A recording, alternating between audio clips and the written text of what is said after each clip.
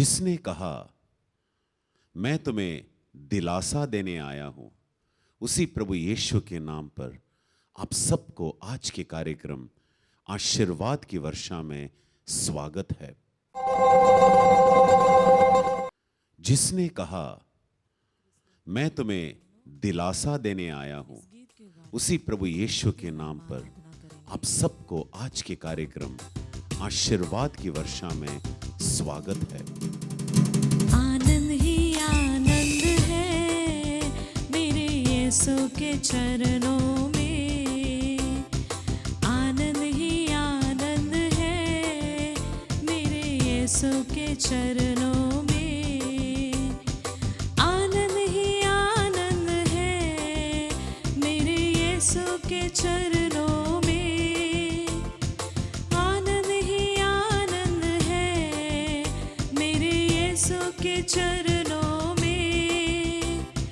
आनंद ही आनंद है मेरे यीशु के चरणों में। आनंद ही आनंद है मेरे यीशु के चरणों में।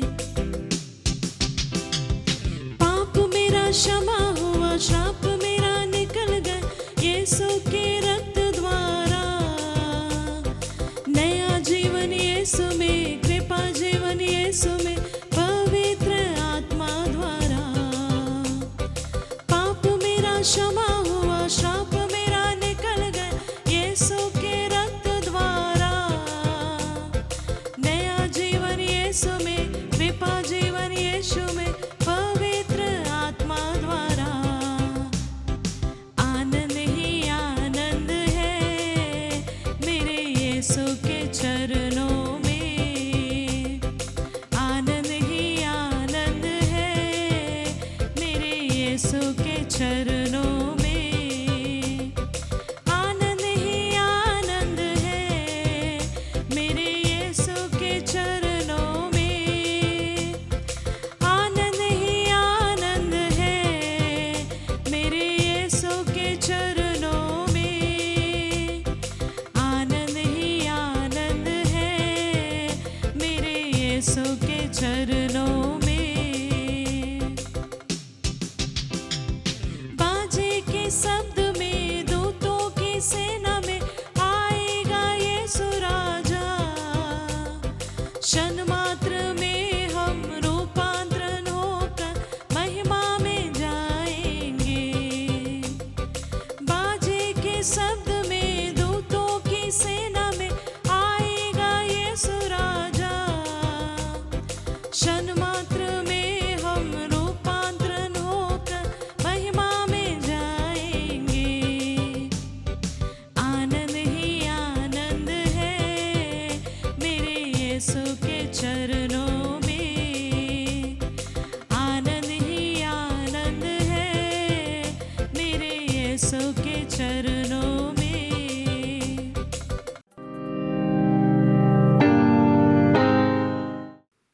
परमेश्वर का वचन कहता है, स्तोत्र ग्रंथ अध्याय 107 वचन 20, यहाँ पर प्रभु कहते हैं, प्रभु ने अपनी वाणी भेजकर उन्हें चंगा किया और उन्हें अपनी कब्र से उद्धार किया। अर्थात ये वचन हमें ये दर्शाता है कि ईश्वर हमें वाणी इसलिए भेजता है क्योंकि उसका उद्देश्य है हमारी चंगाई। हमारे तन की, मन की, आत्मा की, भावनाओं की, विचारों की, व्यवहार की, हमारी ज़िंदगी के प्रत्येक क्षेत्र में परमेश्वर यही चाहता है हम चंगे हो जाए, और उसके लिए वो हमें अपनी वाणी भेजता है। तो आइए आज के इस प्रवचन के समय हम जाने कि परमेश्वर हमें कौन सा वचन देना चाहता है कि जिसके द्वारा हमारी ज़िंदगी में हम उसका उद्धार और उसके चंगाई को महसूस करेंगे। तो हम पढ़ते हैं नबी एजेकियल का ग्रंथ अध्याय 37। बहुत ही एक हृदय स्पर्शी एक यहाँ पर एक घटना है जिसके द्वारा हमें बहुत अनेकों बातों के बारे में हमें शिक्षा प्राप्त हो सकती है। तो यहाँ पर हम पढ़ते हैं सूखी हड्डियों की घाटी, जहाँ पर भविष्यवक्ता एजेकियल को ईश्वर का आत्मा उन्हें उस खाई में लेकर जाता है जहाँ पर उस घाटी में, उस तराई में, वो घाटी पूर्ण रूप से हड्डियों से भरी हुई है और हड्डियाँ, सूखी हड्डियाँ बिखरी पड़ी है। संपूर्ण धरातल पर हड्डियाँ बिखरी पड़ी है, जो सूखी है, जो बेजान है। तो इसमें परमेश्वर नबी को ये सवाल पूछते हैं, क्या इन हड्डियों में जान आ सकती है? क्या ये जीवित हो सकता है? हम भी जब अनेकों बार अपनी ज़िंदगी को जब देखते हैं तो कई बार हमें भी हमारा जीवन भी हमें ऐसा ही महसूस होता है। तो ये जो घटना है, ये जो दृष्टांत है, हमारे लिए एक संकेत के रूप में कि हम आत्मिक तौर से कहीं ना कहीं हमारे जीवन में सूखापन है। जैसे यीशु ने कहा, मैं दाखलता हूँ और तुम डालियाँ हो। जो डालियाँ दाखलता से कट जाती है, उसमें सूखापन आ जाता है, वो मर जाती है। कई बार हमारे जीवन में भी हम एक ऐसा सूखापन अनुभव करते हैं। जो सूखापन अलग अलग क्षेत्रों में हो सकता है। जैसे कई लोगों को प्रार्थना में रुचि ही नहीं लगती, प्रार्थना में मन नहीं लगता, प्रार्थना में एक अलग प्रकार का सूखापन, एक बोझा के समान लग रहा था कि आपको लगता है कि मैं प्रभु से बहुत दूर चला गया हूँ। एक बहन आकर मुझसे यही कह रही थी कि लंबे समय से मैं प्रार्थना ही नहीं कर पा रही हूँ, तो मेरा जी घबराता है, मैं बहुत बेचैन हूँ, मैं बहुत अशांत हूँ। फिर कई बार हम अपने परिवार में वो सूखापन अनुभव करते हैं। परिवारों में रिश्तों में दरारें हैं, तकरार है, सारे बच्चे बिखर चुके हैं, एकता नहीं है, पति पत्नी एक दूसरे से बातचीत नहीं करते, घर में एक गमगीनता का माहौल छाया हुआ है, एक निराशापन, एक लड़ाकू माहौल वहाँ पर छाया हुआ है, तनाव का माहौल है। ये भी सूखी हड्डियों का ही संकेत है। और कई बार विशेषकर कई जवानों में या तो कई ऐसे लोग होते हैं जो अनेक प्रकार के बंधनों में फंसे हैं, नशा पान करते हैं, लैंगिक पापों में फंसे हुए हैं, मोबाइल के चंगुल में फंसे हुए हैं। तो उनके जीवन में भी एक मरी हुई अवस्था, यहाँ पर हम अनेकों बार यहाँ डिवाइन ध्यान केंद्र में जब कई लोग आते हैं ना, तो हमको ऐसा ही लगता है जिंदा मुर्दे को हम देख रहे हैं, क्योंकि जिनमें ज़िंदगी जीने का उत्साह नहीं है, जो मरी हुई अवस्था में ही यहाँ पर आते हैं। और कई बार कई लोग अपने जीवन की समस्याओं से इतने बेहाल हो जाते हैं, हालातों के मारे वो अपने जीवन में उम्मीद खो बैठते हैं। तो इस अवस्था में परमेश्वर हमसे पूछता है, क्या इस अवस्था में कभी जान आ सकती है? इस अंधकार भरे परिस्थिति में क्या कभी भी परमेश्वर की ज्योति वहाँ पर हम महसूस कर पाएंगे? क्या आशा का कोई भी किरण है? और शायद हमें ऐसा ही लगेगा, बात खत्म हो चुकी, हड्डियाँ हैं, सूखी है, मर गई है, रिश्ते समाप्त हो गए हैं, घर टूट गया है, हम पाप में गिर चुके हैं, अब तो हो नहीं सकता। पर हमारा ईश्वर इस परिस्थिति में भी, इस घटना के द्वारा हम एक बहुत बड़ी प्रतिज्ञा, एक बहुत बड़ी उम्मीद भरा वचन, एक वायदा प्रभु हमसे कर रहा है। तो हम पढ़ते हैं जहाँ पर परमेश्वर अध्याय 37 वचन 5 में परमेश्वर कहते हैं, प्रभु ईश्वर इन हड्डियों से कहता है, मैं तुम में प्राण डालूंगा और तुम जीवित हो जाओगी। मैं तुम में प्राण डालूंगा, बल्कि इंग्लिश बाइबल में ऐसा लिखा है, I will tell the bones that I will breathe into them and they will live. यानी परमेश्वर अपनी श्वास फूकेगा और हम जीवित हो जाएंगे। तो ऐसे असंभव परिस्थिति में भी परमेश्वर का वादा ये है कि मेरी आत्मा की फूक, मेरा श्वास तुम में मैं प्रवाहित करूँगा और तुम जीवित हो जाओगे। तो देखिए, मैं जानती हूँ एक परिवार जो यहाँ पर आया था, जो परिवार में इतना टूटापन है कि वो पूर्ण रूप से पति पत्नी तो डिवोर्स के यानी उस स्तर तक आ चुके थे। वो लोग ने तय कर लिया था, अब बस ये रिट्रीट बस एक बार करके फिर हम एक दूसरे से अलग हो जाएंगे। पर जब वो यहाँ पर आए उन्हें एक उम्मीद मिली और परमेश्वर का एक वचन, वो औरत ने एक वचन को पकड़ के रखा। उसने हर बार ये प्रार्थना करती रही, हे प्रभु हमारे घर में तू अपनी आत्मा की श्वास को फूंक दे। हे प्रभु तू हमारे घर में, हमारे संबंधों में अपनी आत्मा की श्वास को फूंक दे। वो बार बार निरंतर दिन रात प्रभु को दुहाई देने लगी। और जब इस तरीके से दुहाई देने लगी, देखते ही देखते घर में आपसी प्रेम, क्षमा, दया का माहौल बनने लगा। और जो घर पूर्ण रूप से टूटा हुआ था वो घर वापस जुड़ गया। हम इस दृष्टांत में वही देखते हैं कि जब भविष्यवाणी की गई तो वहाँ पर वो सारी बिखरी हुई जो हड्डियाँ थी अपने आप में जुड़ने लगी। अपने आप में वो बेजान हड्डियों में अपने आप हिल हिल कर वो मिलने लगी और उस पर स्नायु हुए, उस पर मांस, उस पर चमड़ी लगी। यानी परमेश्वर ने असंभव कार्य संभव कर दिया वचन की घोषणा में के द्वारा। और आखिर में परमेश्वर ने कहा, वहाँ पर प्रभु कहता है, तुम में मैं प्राण डालूंगा, तुम में मैं श्वास फूंकूंगा और तुम जीवित हो जाओगे और तुम जानोगे कि मैं प्रभु हूँ। आज वो परिवार यहाँ पर आता है हर साल गवाही देने के लिए कि क्या था हमारा परिवार और परमेश्वर ने कैसे अपनी आत्मा की फूंक हमारे जिंदगी में डाली और हमारा परिवार एक हो गया। जिसे ईश्वर ने जोड़ा, आज वही ईश्वर ने अपनी आत्मा के द्वारा पुनः एक बार हमारे टूटे हुए बिखरे हुए परिवार को जोड़ दिया। तो ये जो श्वास है, श्वास शब्द का हिब्रानी भाषा में इसका शब्द है रुआ। रुआक यानी आत्मा या तो वायु या तो प्रभु की सांस। हम देखते हैं पुराने विधान में भी हम आदम को परमेश्वर ने अपने हाथों से मिट्टी से उसको गढ़ा और मिट्टी से गढ़कर उस प्राणी को परमेश्वर ने यानी आदम की रचना की। पर फिर प्रभु ने उसके नथनियों में अपनी प्राण वायु फूंक कर उसमें जान दी है। वही परमेश्वर नए विधान में पुनर्जीवित यीशु अपने शिष्यों को जब मिलते हैं, जब वो कमरे में बंद पड़े हैं, अब यीशु ने कहा पवित्र आत्मा को ग्रहण करो और उन पर सांस फूंकते हैं। मेरे भाई मेरी बहन, हमें भी प्रतिदिन ये सांस, अगर ये परमेश्वर की ये श्वास, ये रुआक अगर हमारे जिंदगी में प्रतिदिन इसके साथ हम बने रहेंगे तो हम वो आत्मिक जीवन, वो दिव्य जीवन, वो पवित्र जीवन, वो प्रभुमय जीवन हम जी पाएंगे।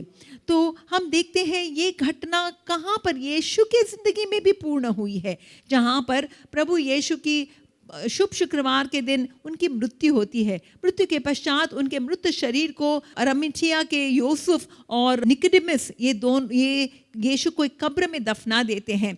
पर हम जानते हैं तीसरे दिन प्रभु यीशु जी उठे। वो प्रभु यीशु का मृत शरीर जी उठा, वो नया हो गया, वो वापस जिंदा हो गया। तो ये कैसे हुए? यीशु जो मरे हुए थे और तीसरे दिन मृतकों में से जी उठे, ये पुनरुत्थान, ये सबसे बड़ी गवाही है कि प्रभु की श्वास के द्वारा कुछ भी जो मरा हुआ है वो जिंदा हो सकता है। और इसलिए हम पढ़ते हैं रोमियो का पत्र अध्याय 8 वचन 11 में कि यदि वो आत्मा जिसने यीशु को मृतकों में से जिलाया, वही आत्मा अगर तुम में वास करता है तो वही तुम्हारे नाशवान शरीर को भी जिलाएगा, तुम्हें मृतकों में से जिलाएगा। और ये अनुभव मैंने, एक जीसस यूथ का ग्रुप आया था और उस ग्रुप में एक लड़का जो बार बार आता था और कहीं ना कहीं वो ज़िंदगी में गुमराह हो गया, गलत दोस्ती के कारण, गलत संगति के कारण वो प्रभु से दूर चला गया। और एक दिन मेरी उससे मुलाकात हुई, मैंने उसको देखकर पहचान लिया, ये तो वही जीसस यूथ का लड़का है। पर उसका हाल देखकर समझ गई कि कुछ बहुत गलत हो चुका है। मैंने उससे पूछा, भाई क्या हुआ? सिंह दीदी, मैं गलत संगति में चला गया, मैंने अपने ज़िंदगी में कहीं पर मैं सावधान नहीं रहा, मैंने कहीं पर यानी मैं चूक गया, मैंने कुछ पीना शुरू कर दिया, फिर मैंने सिगरेट लेना शुरू कर दिया और देखते ही देखते सारी बुराइयों के चंगुल में मैं फंस गया। और ये लड़का इतना हिम्मत हार चुका था कि वो सोच रहा था कि अब मैं ज़िंदगी में कभी भी मैं वापस नहीं आ सकता। उसने मुझे ये कहा, दीदी आई एम बियॉन्ड रिपेयर, दीदी आई एम बियॉन्ड रिपेयर, अब मेरा कोई इलाज नहीं हो सकता। तब मैंने कहा, नहीं भाई, ऐसा मत सोचो, क्योंकि हमारा परमेश्वर पापियों को बचाने आया है, उसने किसी को नहीं त्यागा। उसने तो हमारे कलीसिया में ही ऐसे कई संत हैं जो पापी थे, पर परमेश्वर के पास जब वो लौटे, प्रभु ने अपने वचन और अपनी आत्मा के द्वारा उनको नया जीवन दिया है। संत अगस्तिन का किस्सा लीजिए, आप मगदाला की मरियम का किस्सा लीजिए, आप इजिप्ट की जो संत मैरी है उनका किस्सा लीजिए। ये कितना पापमयी बेकार का बच्चलन जीवन जी रहे थे। समारी स्त्री का किस्सा लीजिए, जकेउस का किस्सा लीजिए। इन सभी किस्सों को बताकर मैंने उसको हौसला बढ़ाया और मैंने कहा, भाई आप प्रार्थना करो, प्रभु मुझे अपने अपने पवित्र लहू से शुद्ध कर दे, अपनी पवित्र आत्मा मुझ पर फूंक दे, अपनी आत्मा की श्वास मेरे जिंदगी में फूंक दे, आत्मा के द्वारा मेरे जीवन में सारे बंधन टूट जाए, मैं आत्मा की आग के द्वारा मेरे सारे पाप भस्मभूत हो जाए। हे प्रभु, आप ऐसे प्रार्थना करते रहना और कहना, ये मेरा शरीर पवित्र आत्मा तेरा मंदिर है। इस तरीके से समर्पित करते रहो। ये बेटा यहाँ पर रहा, मध्यस्थ की प्रार्थना में रहा, देखते ही देखते उसके जीवन में बदलाव आना शुरू हुआ और आज वो वापस अपने अपने आत्मिक जीवन में पुनः एक बार एकदम सुदृढ़ तरीके से वो कार्य कर रहा है। आज यीशु के लिए बहुत बड़ी गवाही दे रहा है। प्रभु को धन्यवाद देते हैं कि ईश्वर के लिए कुछ भी असंभव नहीं है। इसलिए तो प्रभु कहता है नबी एजेकियल के ग्रंथ में अध्याय 37 वचन 14 में, मैं तुम्हें अपना आत्मा प्रदान करूंगा और तुम में जीवन आ जाएगा। मैं तुम में अपना आत्मा प्रदान करूंगा और तुम में जीवन आ जाएगा। तो मेरे भाई और बहनों, आज आपकी क्या अवस्था है? आज शायद हो सकता है आपने ज़िंदगी में बहुत गलतियां कर ली है, हो सकता है आपने बहुत गलत फैसले ले लिए हैं और आप परमेश्वर से दूर चले गए हैं। परमेश्वर आज आपसे कह रहा है, बस इस वचन को लेते रहना, अपने आप में ये प्रार्थना प्रभु के साथ, आपको सही लगे भी नहीं तो भी आप बस करना, क्योंकि परमेश्वर कभी झूठ नहीं बोलता, वो जो कहता है वो कर दिखाएगा। तो अगर आज आप थके हुए हो, अगर आज आप नकारात्मक सोच के चंगुल में फंसे हुए हो, अगर आपका विश्वास अगर आज कमज़ोर हो गया है, अगर आज आपका परिवार बिखरा पड़ा है, टूटा पड़ा है, अगर आप निराशाजनक परिस्थिति में आ चुके हो सकता है आपका बिजनेस खत्म हो गया है, हो सकता है एक धंधा तो इतना चल रहा था, आपकी दुकान इतनी अच्छी से चल रही थी और आज कोविड के बाद सब ऑनलाइन मार्केटिंग शुरू हो गया। तो एक भैया ने कहा, मेरा तो बिजनेस ही पूरा ठप हो गया, अब मैं क्या करूं, मैं कर्जे में डूब गया हूं, मैं कहां से पैसा निकालूं। आपका प्रभु वो है जिसने 5 रोटी और 2 मच्छी को भी बढ़ाकर 5000 को भोजन दिया है। आपका प्रभु है जिसने स्वर्ग से मन्ना गिराया है। आपका प्रभु वो है जिसने चट्टान में से पानी निकाला है। क्या है, हम किस परमेश्वर की आराधना करते हैं? प्रभु कहता है, मैं सभी शरीरधारियों का प्रभु हूँ, क्या मेरे लिए कुछ भी असंभव हो सकता है?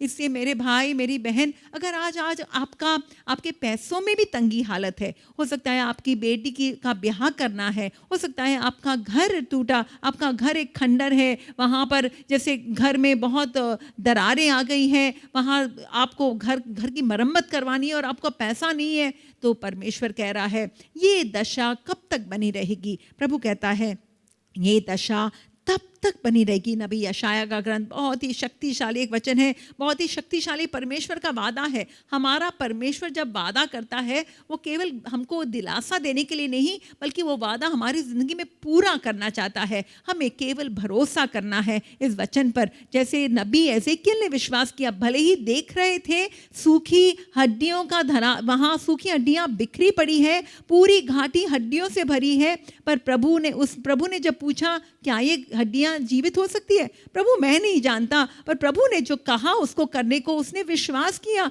ये तो असंभव लग रहा था, पर उसने विश्वास किया, उसने भविष्यवाणी की, उसने यानी वायुमंडल को कहा कि आकर फूको इन हड्डियों में अपनी जान फूको, और उसने अपनी नजरों के सामने देखा सूखी हड्डियां ही इज़राइल की सेना बन जाती है।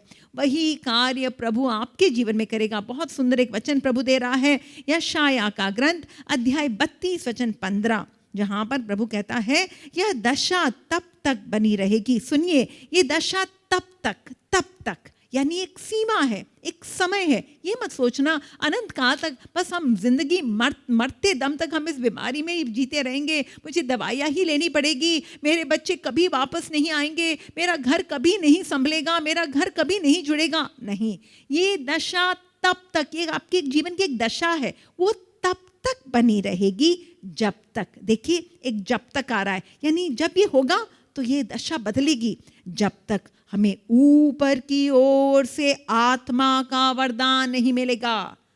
यही तो वादा यीशु ने कहा, बने रहो यरूशलेम में, ऊपर की ओर से आत्मा आएगा, ऊपर की ओर से परमेश्वर की शक्ति आएगी, वो दिव्य आंधी आएगी, वो दिव्य आग उतरेगी और तुम पहले जैसे नहीं रहोगे। तुम्हारा जीवन अलग हो जाएगा, तुम जो डरे हुए हो निडर हो जाओगे, तुम जो आज पाप के चंगुल में फंसे हुए हो, तुम्हारा जीवन, तुम आज़ाद हो जाओगे, उस पाप की बेड़ियों से तुम्हें छुटकारा मिलेगा। और लिखा है जब तक हमें ऊपर की ओर से आत्मा का वरदान नहीं मिलेगा, तब क्या होगा? तब मरुभूमि फल उद्यान बन जाएगी। मरुभूमि यानी सूखापन, बंजरता, एकदम तू वहां पर कुछ भी उपजाऊ नहीं है, हरियाली नहीं है, पर वहां पर फल उद्यान बन जाएगी और फल उद्यान वन में बदल जाएगा। तो मेरे भाई और बहनों, हम इस पूरे आज के प्रवचन से हमें यही शिक्षा मिलती है, हम यही इसका निष्कर्ष निकाल सकते हैं। और प्रभु हमें इन वचनों के द्वारा आह्वान करते हैं कि हमारे सूखेपन में प्रभु हरियाली लाएगा। जिस प्रभु ने पानी को दाखरस में बदला, वो प्रभु हमारे जीवन के दुखी और निराशाजनक परिस्थिति में आशा और उम्मीद लाएगा, टूटे परिवारों को जोड़ेगा और प्रभु के लिए कुछ भी असंभव नहीं है। प्रभु कहता है बीती बातों को भुला दे, पुरानी बातें जाने दे, क्योंकि आज मैं तेरे जीवन में कुछ नया करने जा रहा हूं। मैं आप सबों के लिए यही दुआ करती हूं कि आप प्रभु पर विश्वास करें, प्रभु में आस्था रखें और इस वचन को लेते रहिए। प्रभु तू अपनी सांस मुझ पर फूंक दे, मेरे परिस्थितियों पर फूंक दे और अपना जीवन मेरे जिंदगी में तू प्रवाहित कर और उसे प्रकट कर। प्रभु यीशु के नाम से आमीन। जय यीशु।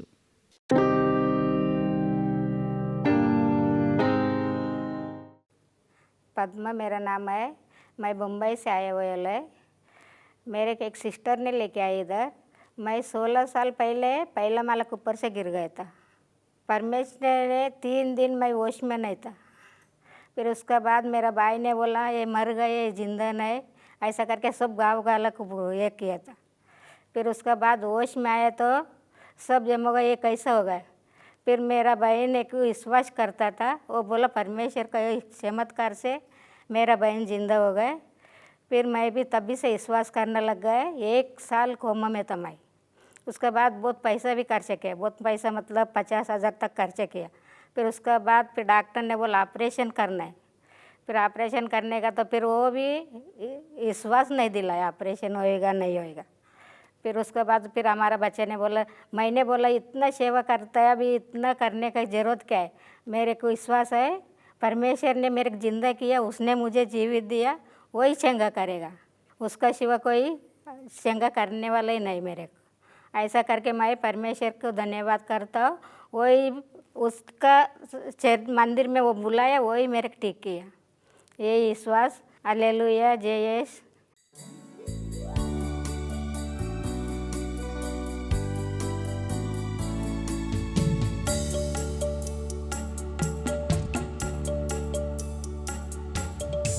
आराधना आराधना अब्बा को आराधना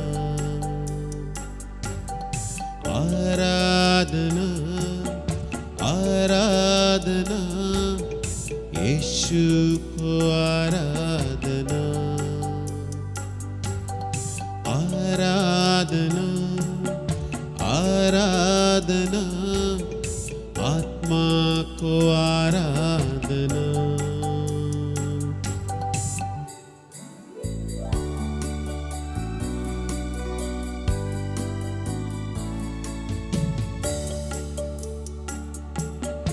Alleluia, Alleluia, Alleluia, Alleluia,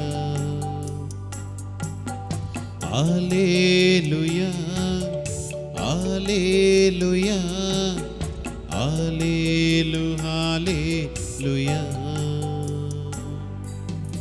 आराधना आराधना आबा को आराधना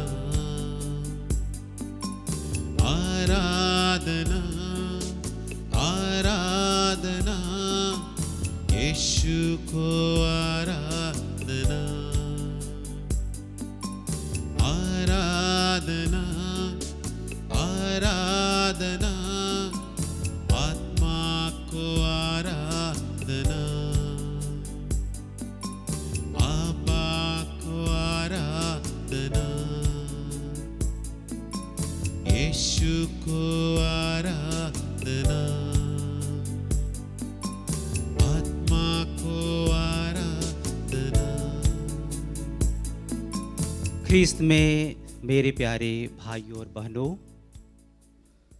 अभी हम पवित्र साक्रामेंट के सामने उपस्थित हैं। प्रभु यीशु ख्रीस्त हम प्रत्येक व्यक्ति को अपनी आशीष एवं कृपा देने के लिए तैयार हैं। क्या हम मन से, शरीर से उन आशीषों को, उन कृपाओं को पाने के लिए तैयार हैं? आइए आज हम सब प्रभु यीशु ख्रीस्त की उन बातों को याद करेंगे, अपने मन में आत्मसात करेंगे और विश्वास और भक्ति के साथ इस आराधना में भाग लेंगे। हम आज प्रभु यीशु ख्रीस्त के मानव जाति के प्रति मित्रता, उनकी दोस्ती किस प्रकार की थी, उसके विषय में हम सुनेंगे। मित्रता मानवीय जीवन का एक महत्वपूर्ण अंग है और इसका महत्व बाइबल में भी गहराई से उल्लेख किया गया है। यदि हम बाइबल के पृष्ठों पर नज़र डालते हैं तो बाइबल हमें दोस्ती के महत्व, सच्ची मित्रता और एक दूसरे के साथ प्यार और समर्पण के अस्तित्व के बारे में सुंदर शिक्षा प्रदान करती है। सूक्ति ग्रंथ के अध्याय 18 वाक्य नंबर 24 में कहा गया है, जिसके बहुत साथी है उसका सत्यानाश हो जाता है, किंतु अकेला मित्र भाई से भी अधिक निष्ठावान है। और उसी में आगे कहा गया है, अध्याय 19 वाक्य नंबर 4 में वचन कहता है, धनवान के बहुत मित्र होते हैं किंतु दरिद्र अपने मित्र द्वारा त्याग दिया जाता है। हम जो कि सामाजिक प्राणी हैं, समाज के साथ रहते हैं, अपने घरों में, अपने मोहल्लों में, बस्तियों में रहते हैं। हम जानते हैं जो धनवान व्यक्ति होता है उनके पास मित्रों की कमी नहीं होती है। चमचमाती कार से लोग आकर के उनके जन्म दिवस पर, शादी के अवसर पर, घर आशीष के समय शुभकामनाएं देते हैं और बहुत उपहार लेकर भी आते हैं। लेकिन यदि एक दरिद्र जन्म दिवस मनाता है, उनके घर में यदि शादी रची जाती है या छोटे घर की आशीष होती है, लोगों की उपस्थिति लगभग ना के बराबर होती है। ये है सामाजिक विषमताएं। लेकिन जब हम यीशु ख्रीस्त को अपना दोस्त, अपना मित्र मानते हैं तो ऐसी बातें नहीं होती है। यीशु ख्रीस्त में एक ऐसे गुण है जो हर एक व्यक्ति को समान रूप से वे प्रेम करते हैं। प्रभु के सामने ना कोई ऊंचा है, ना कोई नीचा, ना कोई धनवान है, और ना कोई दरिद्र, ना ही वह बलवान है और ना ही कमजोर, सबके सब उसके नजरों के सामने बराबर हैं। हमारे दैनिक जीवन में कई ऐसे दोस्त आए हैं जो फर्जी होते हैं, वे मतलबी होते हैं, वे शर्त रख करके दोस्ती बनाते हैं और कई बार वे हमें धोखा भी देते हैं, दगेबाज भी होते हैं, बेवफा भी होते हैं। किंतु प्रभु यीशु ख्रीस्त हमारी जीवन में जब से हम उसके संपर्क में आते हैं तब से वह छाया की तरह हमें नहीं छोड़ता है। वह दिन हो, रात हो, सुबह हो, शाम हो, हर परिस्थिति में दुख हो, सुख हो, कठिन से कठिन परिस्थिति में भी वे हमारा साथ देते हैं। इसलिए कहा गया है, किसी के साथ बैठना आसान होता है, किसी के साथ बैठना आसान होता है, परंतु साथ खड़ा होना कठिन होता है।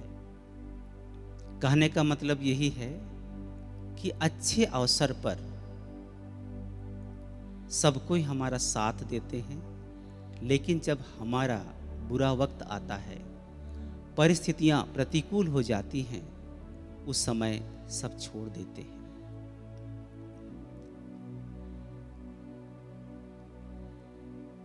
जब प्रभु के साथ हमारी रिश्ता प्रगाढ़ होती है, जैसे कि यूहन्ना रचित सुसमाचार अध्याय 15 वचन संख्या 4 में प्रभु कहते हैं, तुम मेरे मित्र हो। और आगे भी कहते हैं, अब से मैं तुम्हें सेवक नहीं कहूँगा, सेवक नहीं जानता कि उसका स्वामी क्या करने वाला है, मैंने तुम्हें मित्र कहा है, क्योंकि मैंने अपने पिता से जो कुछ सुना वह सब आपको बता दिया है। एक मित्र होने के नाते यीशु अपने शिष्यों के साथ ज्ञान, सत्य और प्रेम को साझा करते हैं। एक सच्चा मित्र हमेशा हमारे साथ रहता है, वह हमको समझता है, हमको जानता है, और जब हम किसी भी परिस्थिति में उसका सामना करने में असमर्थ हो जाते हैं, वह दीवार बन के खड़ा हो जाता है। यही बात यीशु की भी होती है। हम उस घटना को याद करें, प्रभु यीशु ख्रीस्त के जी उठने के पश्चात जब 2 शिष्य यरूशलेम से यरीको जा रहे थे और वे आपस में चर्चा कर रहे थे कि जिन्होंने हमें बुलाया है, जिन्होंने हमें मित्र बनाया है, वे अब इस दुनिया में नहीं हैं, अब हम क्या करेंगे?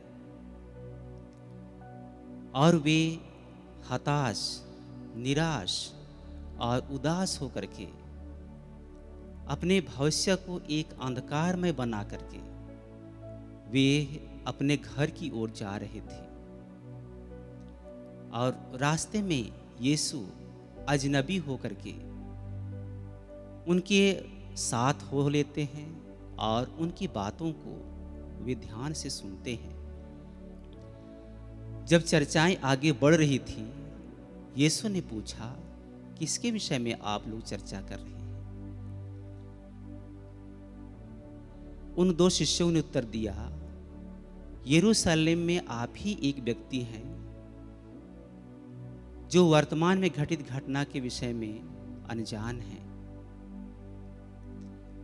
हमारा एक गुरु था जिन्होंने मानव प्रेम को समझाया, सत्य का प्रचार किया, उसको हमारे साथियों ने ही क्रूस पर लटका करके मार दिया। और प्रभु यीशु ख्रीस्त आगे कहते हैं क्या तुम लोगों ने धर्म ग्रंथ को नहीं पढ़ा? और वे मूसा से लेकर के जो भी बाइबल में लिखी गई है सभी बातों का हवाला देते हुए उनके आँखों को खोलने का प्रयास किया, लेकिन वे नहीं समझ पाए। और इस तरह से प्रभु यीशु ख्रीस्त उनके जीवन में जो अंधेरा था, हताशा और निराशा थी, उनको दूर करते हुए आगे बढ़ रहे थे। जैसे ही वे एमाउस पहुंचे, जैसे यीशु आगे बढ़ने वाले हैं, लेकिन उन शिष्यों के आग्रह करने पर वे वहाँ रुक गए और यीशु ने अपनी मित्रता का वहाँ पर परिचय दिया। उन्होंने रोटी ली, आशीष की प्रार्थना पढ़ी और रोटी तोड़ने के बाद उन्होंने दोनों शिष्यों को दिया। तब उनकी आंखें खुल गई और वे समझ गई, ये तो हमारे मित्र प्रभु यीशु ख्रीस्त हैं। जैसे ही उन्होंने प्रभु को पहचाना, प्रभु उनके आंखों से ओझल हो गए। प्रिय भाइयों और बहनों, हमारा मित्र प्रभु यीशु ख्रीस्त सिर्फ हमारे अच्छे वक्त पर ही नहीं रहते हैं, बल्कि हमारे हर परिस्थितियों को वे समझते हैं। वे अच्छी तरह से जानते हैं कि हमें किस समय किस परिस्थिति में उसकी आवश्यकता होती है। जब हम अपने जीवन यात्रा में आगे बढ़ते हैं, जब हम ठोकर खाते हैं, चिंतित रहते हैं, हताश, निराश और उदास हो जाते हैं और हमारे लिए भविष्य अंधकारमय हो जाता है, तब प्रभु यीशु ख्रीस्त हम राही बन करके हमारे साथ चलते हैं। जब हम आंखें उठाकर देखते हैं, जरा ठहर जाते हैं और हम सोचना शुरू कर देते हैं, हम अकेले नहीं हैं, हमारा जीवन साथी प्रभु यीशु ख्रीस्त हैं। तो इसीलिए मैं आपसे सवाल करता हूं, अभी आपका जीवन साथी कौन है? आपका मित्र कौन है? आप जवाब देंगे शादीशुदा हैं तो अपनी पत्नी को या पति को बोलेंगे। यदि आप कुंवारे हैं तो आप बोलेंगे वो मेरा गर्लफ्रेंड है या बॉयफ्रेंड है। लेकिन मैं आप लोगों से कहता हूँ, हमारा जीवन साथी बाइबल है। Hallelujah, hallelujah, hallelujah. हमारा जीवन साथी बाइबल है। ये ना तो हमको धोखा देगा और ना ही हमारे साथ अन्याय करेगा, ये सदा हमारे साथ रहेगा। इसलिए प्रभु यीशु ख्रीस्त में हमें विश्वास करना है, उसके बताए हुए मार्ग पर चलना है और हर परिस्थिति में उसके हाथ को पकड़े रहना है, थामे रहना है। तब हम अनुभव करेंगे कि प्रभु यीशु ख्रीस्त किस प्रकार एक दोस्त होने के नाते हमको पाप से, बुराई से, हर खतरे से बचाएगा और हमारे लिए वह खड़ा होगा। आमीन।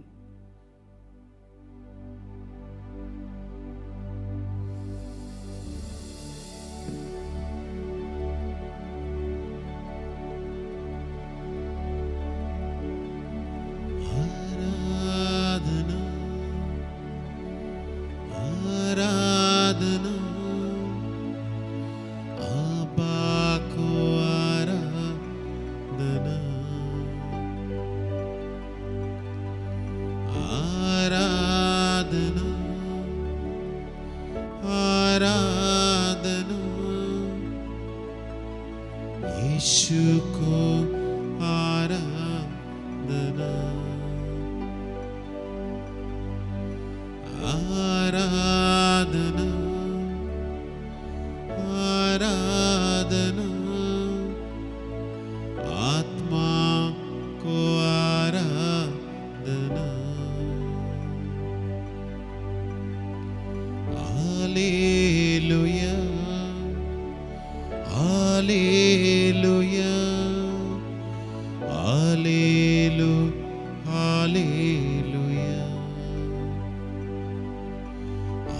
Hallelujah, hallelujah,